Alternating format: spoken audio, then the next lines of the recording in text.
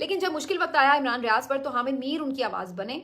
और आज जब ये खबरें आ रही हैं कि हामिद मीर साहब के खिलाफ कोई कार्रवाई करने जा रही है हुकूमत, तो उसके ऊपर इमरान रियाज भाई ने कल इस पे सोशल मीडिया पर भी इजहार यकजहती किया और आज वो खुद उनसे मुलाकात करने पहुंच गए और हामिद मीर साहब के साथ जाके उन्होंने मुलाकात की और उनको भरपूर तरीके से अपने ताउन का, अपनी पूरी फोर्स का यकीन दिलाया कि हम पूरी ताकत के साथ आपके साथ खड़े होंगे, किसी तौर आपने घबराना नहीं है। और ये सिर्फ इस बात की बात नहीं है कि हामिद मीर साहब के खिलाफ खुदा न खास्ता कुछ होगा तो ऐसा होगा, बल्कि ये मुझे एक नया मंजरनामा नजर आ रहा है कि जिसमें पाकिस्तान के मुख्तलिफ सोच रखने वाले, मुख्तलिफ नजरियात रखने वाले सहाफ़ी अगर इकट्ठे होकर एक कोई ऐसी एक्शन कमेटी या ऐसा कोई प्लेटफॉर्म बनाने में कामयाब हो जाते हैं कि जहां पर जो हामिद मीर साहब ने कल आसमा जहांगीर कॉन्फ्रेंस में बात की थी ना कि सहाफ़ियों को अगर दबाव आए, उनके काम में मुदाखलत की जाए तो वो कहाँ रिपोर्ट करें। तो मेरा ख्याल है कि ये उस तरफ एक पेशरफ्त है कि एक ऐसा प्लेटफॉर्म बना दिया जाए सहाफ़ियों के लिए भी, मीडिया के लिए, कि जहां पर सहाफ़ी रिपोर्ट कर सकें कि जी हमारे काम में मुदाखलत हो रही है, हमें डिक्टेशन दी जा रही है, हमें इस काम से रोका जा रहा है, हमें यूं बात करने से मना किया जा रहा है और उसके बदले में हमारे ऊपर ये थ्रेट्स आ रहे हैं वगैरह वगैरह। तो ये एक अगर ऐसी कोई चीज़ डेवलप होती है तो ये एक बहुत सिग्निफिकेंट होगी ऑब्वियसली। तो ये आहिस्ता आहिस्ता हर जो समझ लें सुतून है पाकिस्तान को जिस के इदारों में, उन्होंने अपना अपना जो एक इदारा है उसको सिक्योर करने की तरफ अगर सोचना शुरू कर दिया है तो ये सबसे बड़ी बेहतरीन बात है कि बजाय इसके कि आप सरेंडर ही किए रहें, हमेशा कदमों में ही गिरे रहें, हमेशा बूट पॉलिश करते रहें या खौफजदा रहें, उससे बेहतर यह है कि आप एक दफ़ा मिलकर इकट्ठे हो जाए। क्योंकि आज तक नुकसान किस चीज़ का हुआ है, जब आप डिवाइडेड होते हैं। भाई फलां अगर इमरान रियाज को पकड़ा गया तो जी उधर वाले कहेंगे अच्छा ही है जी, ये एजेंट था, ये वो था, ये वो था। अगर उस तरफ से कोई पकड़ा गया तो इधर वाली जो प्रो पीटीआई साफ़ी है वो शुरू हो जाए कि नहीं जी वो तो अच्छा ही हुआ, इसके साथ ऐसा हुआ तो वैसा हुआ। इस चीज़ से निकल कर कि कौन किसकी हमायत के करीब है, मौक़िफ़ के करीब है, उस बात से निकल कर सिर्फ ये सोचते हुए कि ये बंदा सहाफ़ी है तो इसके साथ कोई ज़्यादती नहीं होनी चाहिए, इसको आज़ादाना अपनी बात करने का हक हासिल होना चाहिए। तो इस चीज़ को इंश्योर करने के लिए अगर कोई पेशरफ्त होती है तो ये बेहतरीन है और मेरा ख्याल है ये बहुत अच्छा जेस्चर है। खुशी हुई है इस तस्वीर को देखकर जो इमरान रियाज भाई की और हामिद मीर साहब की देखी। इसी तरह जजेस के हवाले से भी मैंने जैसे बात की। और अब तीसरी अगर बात करें तो खुद ऐवान के अंदर जो बैठे हुए लोग हैं उनके अंदर एक बेचैनी है। जो फॉर्म 47 पर जीत के आए उनमें से आधे लोग तो ढीठ और बेशरम हैं, लेकिन बाकी बहुत सारे ऐसे हैं जो बेचारे शर्मिंदा शर्मिंदा से सर झुका के बैठे होते हैं, ज़्यादा बातचीत भी नहीं करते, ज़्यादातर तो आते भी नहीं हैं। तो हैं लोग ऐसे भी, और फिर ऐसे भी लोग हैं जो खुलकर उस ऐवान में बात भी कर रहे हैं। आज फजल रहमान साहब ने काफ़ी दिनों बाद सेशन में शिरकत की और उन्होंने आज बड़ा ज़बरदस्त खिताब किया। उन्होंने आज ये बात की कि ये तो इस्टेब्लिशमेंट की नुमाइंदा पार्लियामान है, ये क्या अवामी पार्लियामान है? हम कह सकते हैं ये अवाम के नुमाइंदों की पार्लियामान है। फिर उन्होंने ये बात की कि पहले तो हम ये होता था कि जी थोड़ी बहुत मैनेजमेंट हुई और ये वो कुछ थोड़ी बहुत चीज़ें ऊपर नीचे हुई, अब तो ये कहा जा रहा है कि पार्लियामान खरीदी गई है। ये चीज़ें हम किस तरह एक्सेप्ट कर लें और हजम कर लें, और क्या हमारे ज़मीर हमें इस बात की इजाज़त देते हैं कि हम हारे हुए हों और हम आकर इस ऐवान में बैठ जाएं? तो ये शर्म दिला रहे थे वो बेसिकली हुकूमती सीटों पर बैठे हुए बहुत सारे लोगों को जो जाली फॉर्म 47 के ऊपर इस ऐवान का हिस्सा बने हुए हैं। और एक तो उनके बिल्कुल साथ बराबर में बैठे हुए थे, जब मौलाना ये तकरीर कर रहे थे तो नूर आलम खान साहब साथ में बैठे हुए थे जो फॉर्म 47 के ऊपर जीत के आए हुए, लेकिन साथ भी बैठे हुए थे फिर भी शर्मिंदा नहीं हो रहे थे। तो आज उन्होंने 2-3 बातें की। पहली चीज़ उन्होंने कहा है कि जी अगर आपने ये हमारे जो मामलात हैं इलेक्शन से मुतालिक और पार्लियामान से मुतालिक इनको दुरुस्त ना किया तो पहली चीज़ हम मिलियन मार्च करेंगे। उन्होंने कहा है कि 2 मई को हम कराची जाएंगे, फिर आगे हम 10 मई को पेशावर जाएंगे और फिर आगे हम अपना सफ़र बढ़ाएंगे, मे बी इस्लामाबाद का भी ऐलान करें। तो मिलियन मार्च होगा और अगर किसी ने हमें रोका तो फिर नताइज का जिम्मेदार वो खुद होगा। मौलाना साहब ने आज एक तो मिलियन मार्च का ऐलान कर दिया। नंबर 2 उन्होंने आज गुफ्तगू करते हुए ये बात कही कि अगर पीटीआई जीती है तो मैं तो इन लोगों को भी बोलूँगा कि दें आप उसको हुकूमत, क्यों आप यहाँ पर बैठे हुए हैं हुकूमत लेके? पीपल्स पार्टी पीएमएलएन वालों को चाहिए हुकूमत देने, आप अवाम में जाएं, क्यों आप ये हुकूमत लेके बैठे हुए हैं? तो आज उन्होंने ये भी बात की और साथ में उन्होंने इस हवाले से भी पीटीआई के हक में बात की कि क्यों नहीं पीटीआई को जल्द से जुलूस करने का हक दिया जा रहा, क्यों नहीं उन्हें मुजाहरे करने का हक दिया जा रहा। तो ये भी उन्होंने आज बात की कि उनका आईनी हक है, उनको इसकी इजाज़त होनी चाहिए। अब मौलाना की ये बातें इस माहौल में तो बड़ी अच्छी हैं और जाहिर है कि हम सब भी यही बात कर रहे हैं, लेकिन मौलाना ये बात क्यों करें? क्योंकि मौलाना तो हमेशा दूसरी तरफ खड़े हमें नजर आते हैं। इसकी 1-2 रीज़न समझ में आती हैं। एक तो ये कि ज़ाहिर है मौलाना साहब खुद उस तरह जितना वो सोच रहे थे कि खैबर पख्तूनख्वा में उनको बहुत पजीराई मिल जाएगी, बड़ी सीटें जीत जाएंगे, हुकूमत में हिस्सा होगा उनका वगैरह वगैरह, वो सब चीज़ें नहीं हो सकी तो लोगों ने उन्हें रिजेक्ट किया। और फिर इधर से भी शायद उनके लिए कोई उस तरह की सहूलतकारी भी नहीं हुई। एक तो ये बात हुई, और जब आप एक हद से ज़्यादा आवाम आपको रिजेक्ट कर देती है तो फिर आप अगर सियासतदान हो, भले आप इस्टेब्लिशमेंट की तरफ के ही सियासतदान क्यों ना हो, तो आप ये सोचने पे मजबूर हो जाते हैं कि एक स्टेज आती है कि जब आप सोचते हैं कि यार आवाम ने तो बिल्कुल ही आपको ज़ीरो कर दिया। इस वक्त जो आपको मियाँ नवाज शरीफ का चेहरा बताता है वो क्या बताता है? वो यही रियलाइजेशन है। वो मुंह उतरा हुआ क्यों है? वो इसीलिए, हकीकत तो पता है ना कि हुआ क्या है। 17 सीटें जीते हैं।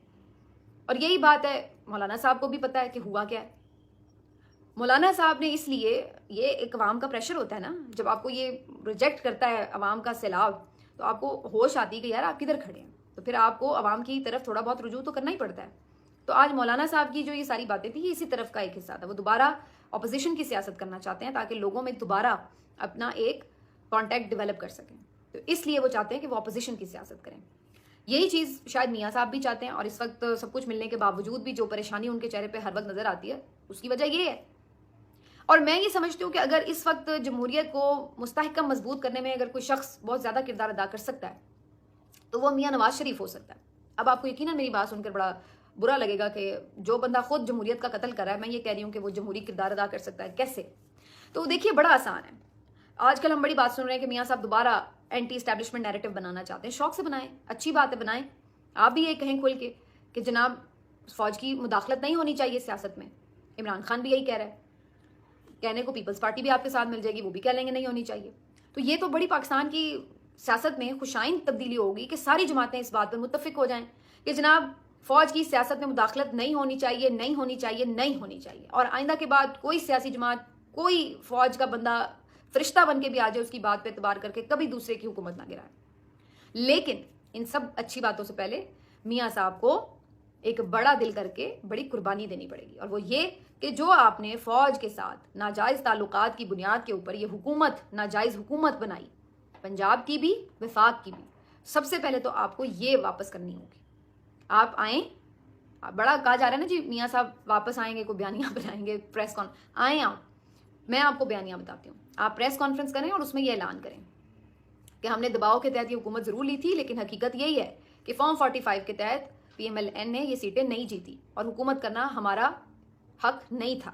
लिहाजा हम ये हुकूमत छोड़ रहे हैं और हम डिमांड करते हैं, हम एक जुडिशल कमीशन बना रहे हैं जो फॉर्म 45 के तहत सारे ये मामला जो है इनको सेटल करे और ऑडिट हो सके इलेक्शन का, और फिर जिसकी जितनी सीटें बनती हैं उसके मुताबिक हुकूमत बनाए वो शख्स।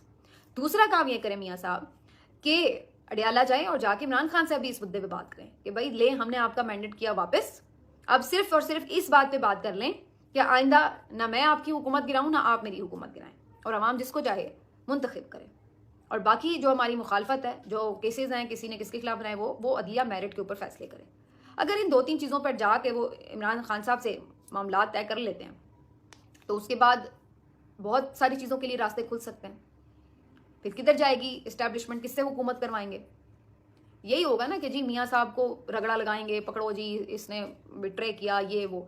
तो उसके लिए इमरान खान से बात की हुई होगी कि भाई वो कोर्ट के मुताबिक हो, कोई उसमें एक्स्ट्रा किसी किस्म की मुदाखलत के थ्रू किसी के साथ ज्यादती ना हो, इंडिपेंडेंट कोर्ट्स हों और वो मियाँ साहब के करप्शन के केसेस हैं उनको खोलें, देखें, जो भी करें, लेकिन उस पर पीछे इस्टेब्लिशमेंट का धक्का ना हो। साथ इमरान खान की अगर हुकूमत हो तो उसका धक्का ना हो, आज़ाद अदलिया और वो फैसले करे सबके। इवन PTI के भी लोगों के ऊपर हो तो वो भी उसी तरह से ही उनको हैंडल किया जाए। इन चीज़ों के ऊपर बात हो सकती है। और इस अगर इतनी बड़ी हिम्मत का मुजाहरा अगर मियाँ साहब कर लेते हैं तो उनकी सियासी साख में भी बेहतरी आने का इम्कान है। उनका जो PMLN बिल्कुल एक जीरो और डेड लेवल पे आ गई है उसके भी रिवाइव होने का इम्कान है। और तीसरा, जाहिर है कि जब हुकूमत से निकलेंगे तो प्रेशर तो हमेशा उस पार्टी पर होता है जो हुकूमत कर रही होती है, तो फिर अपनी पार्टी को भी संभालने की पोजीशन में आ सकेंगे। जो आपस के आपके इख्तिलाफात हैं, लोग आपकी पार्टी को छोड़ छोड़ कर लीडर्स जा रहे हैं आपके कि आप किस तरह की सियासत कर रहे हैं, लेकिन इसके लिए फिर आपको इतनी बड़ी कुर्बानी देनी पड़ेगी कि जो आपने इतनी मेहनत से अपनी वो वज़ीर आला बनाई बेटी, जो सिर्फ टिकटॉक पे ही वज़ीर आला है, तो वो जो है आपको वो कुर्बानी देनी पड़ेगी। लेकिन ये आपके पास लास्ट चांस है। अगर आप वाकई पाकिस्तान में उसूलों की कोई सियासत की रमक भी बाकी है तो ये आप कर सकते हैं। लेकिन ये सब बताने के बाद मैं ये समझती हूँ कि मियाँ साहब ये नहीं करेंगे। एक चीज़, और आखिर में ये जो मैंने बात की अभी कि जनाब बेटी की, तो बेटी का हाल ये है, ये इस किस्म की फाशिस्ट खातून है कि एक तो रोल दिया किसानों को, खड़ी फसलें इतनी बम्पर क्रॉप सब कुछ दस्तियाब, लेकिन खरीद नहीं रहे। क्यों नहीं खरीद रहे? उसका इल्ज़ाम एहसन इकबाल साहब ने सारा मोहसिन नकवी साहब पे डाल दिया कि जी उन्होंने एक्स्ट्रा पैसे दे के जो गंदम थी बाहर से पहले ही इंपोर्ट कर ली थी। अब आप अंदाजा लगाएं कि वो मुल्क जिसका डॉलर जिस वक्त चाहिए था, उस वक्त इन लोगों ने इतने सारे डॉलरों की बिला वजह गंदम खरीद कर रख ली। इतनी खरीद ली कि अपनी जब गंदम आई है तो वो खरीदने का अब आपके पास ना स्टॉक जमा करने की जगह है ना खरीदने के पैसे। ये सूरत हाल है, कैपेसिटी नहीं है अब। अच्छा, अब इस पर जब ये किसान एहतजाज कर रहे हैं तो आज मरियम नवाज ने, फाशिस्ट खातून ने क्या किया कि इनके ऊपर उसी तरह से पुलिस चढ़वा दी है जिस तरह से पीटीआई के कारकुनों पर, क्योंकि ये तो रुथलेस है। तो वो बेचारे आए हैं, वो मनाजिर इतने खौफनाक है देखने में। ये वो किसान हैं जो मेहनत करते हैं तो उसके बाद आपके बच्चों का पेट पलता है। अगर किसान अगले साल एहतजाज करें और कहें हम लगाते ही नहीं गंदम, कर लो पूरी, किधर जाएगा आपका मुल्क? पहले ही आपके मुल्क अपने जोगी खुराक पूरी नहीं प्रोड्यूस कर सकता और ऊपर से आपकी पॉलिसीज इतनी किसान कुश किस्म की, और फिर ऊपर से आप डंडे के जोर पर उनको मारते हैं। शर्म नहीं आती आप लोगों को? फिर आके आप झूठ बोलते हैं कि जी कोई किसान गिरफ्तार नहीं हुआ और जो लोग गिरफ्तार हुए हैं वो तो सियासी शख्सियत है। तो यानी कोई सियासी शख्सियत है तो आपको हक हासिल है कि आप उसको गिरफ्तार कर लेंगे, पहली चीज़। और दूसरी बात ये कि वो किसान इत्तेहाद के अहदेदारान हैं, तंजीमों के, उनके जो पकड़े हुए हैं आप लोगों ने, और ऊपर से आप आके बड़ी ढिठाई के साथ इस तरह के कामों का दिफा करते हैं टीवी के ऊपर बैठ के।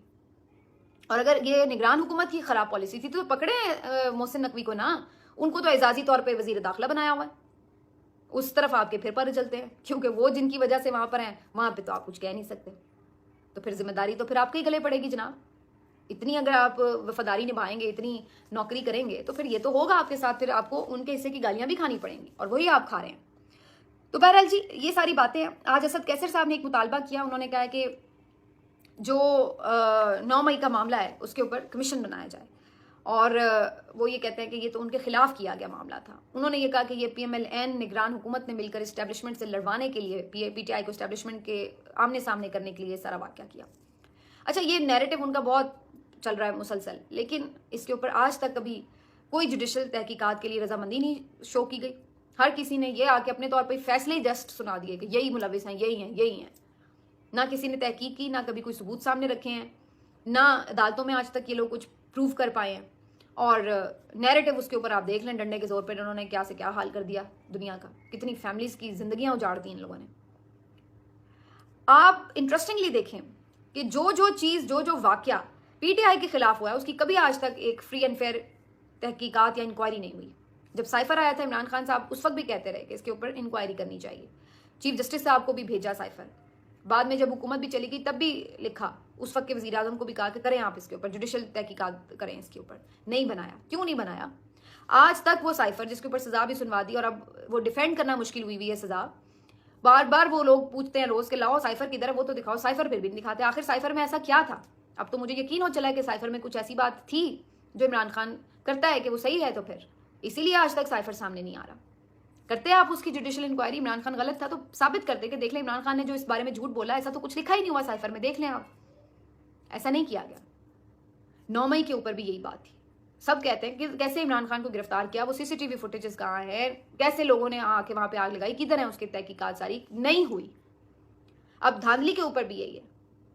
हर चीज फॉर्म 45 अवेलेबल है, गवाह मौजूद हैं, सब कुछ है, सारी दुनिया जानती है, मीडिया जानता है, लेकिन वो कहते रह गए कि इसके ऊपर बना लें, नहीं बना रहे।